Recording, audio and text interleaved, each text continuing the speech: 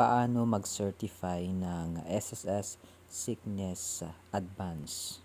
Mag-login lang sa member login, i-type ang user ID at password para makapag-sign in.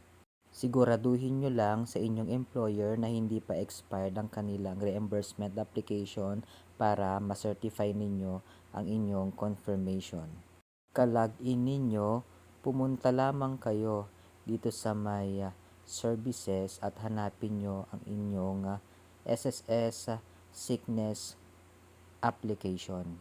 Pagka-click ninyo ang sickness benefit application, automatic po yan na makikita ninyo ang pending confirmation ng inyong employer. Makikita ninyo ito, confirmation of receipt of advance payment of sickness benefit. I-click nyo lamang itong I confirm kung halimbawang na-receive nyo talaga yung advance ng inyong employer. Paalala, i-click ang I do not confirm kung hindi mo pa nare-receive ang advance payment ng iyong employer.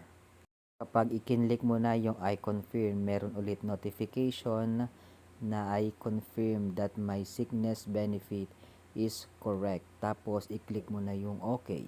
Pagkatapos ay successful na ito at pwede mo nang ipaalam sa inyong employer na na-certify mo na.